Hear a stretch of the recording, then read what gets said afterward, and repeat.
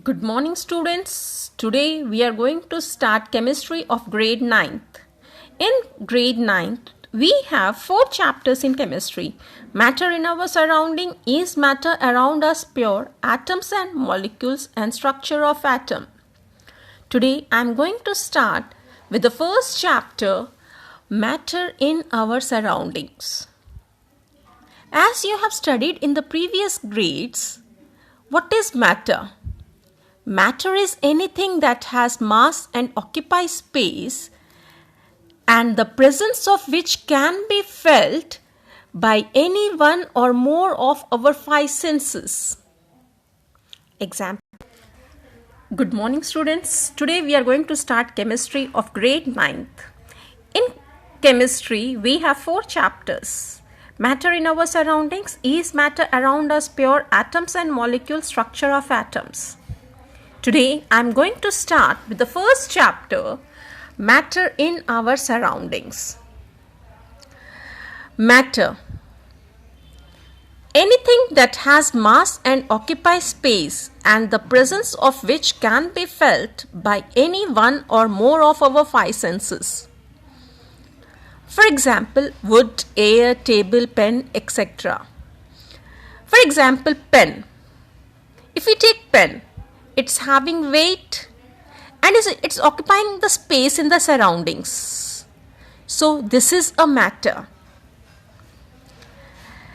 In the previous grades, we have studied that matter has been classified into solid, liquid or gas. But in the grade, we are going to study the classification of matter based on their properties. First, physical classification, and second one, chemical classification. On the basis of physical properties, matter has been classified into solid, liquid and gas. On the basis of chemical classification, the matter has been classified as elements, compound and mixture. In this chapter, we will study the physical classification of matter. Before moving to the physical classification of matter, first we are going to study about the physical nature of matter. What is the physical nature of matter? If it is a pen, what is the physical nature of the pen?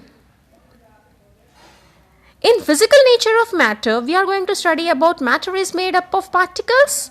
Matter is made up of small particles that are so small that they are beyond our imagination. First point, matter is made up of particle. See, if it is a pen, this pen is made up of particles. If we take liquid, that is water, water is also made up of particle. If we take air, that is an oxygen gas, it is also made up of some particle. For this, we can do one activity. Take 100 ml beaker, fill half the beaker with water and mark the level of the water. Dissolve some sugar with the help of glass rod. We observe that there is no change in the water level because the sugar particles has now spread throughout the water. So this activity suggests us that matter is made up of particle. Second, particles of matter are very small, beyond our imagination. For this, we can do an activity. Take 2 to 3 crystals of potassium permanganate or 2 to 3 spoons of Dettol. Dissolve them in 100 ml of water. So, when you dissolve potassium permanganate in water, we see the color of the solution is purple in color. Now take 10 ml of this solution and put into the 90 ml of water. What will happen? In the first beaker, the color was purple. In the second beaker, the color changes to light purple. Now take the solution 10 ml from the second beaker and dissolve it into the 90 ml of water. Repeat for 4 to 5 times. We observe that the color of the solution becomes light. So, we conclude that there must be millions of tiny particles in just one crystal of potassium permanganate. Hence, the particles of matter are very small. They are beyond our imagination. So, in physical nature of matter, we have studied matter is made up of particles. And matter is made up of small particles. They are so small that they are beyond our imagination. Now, next.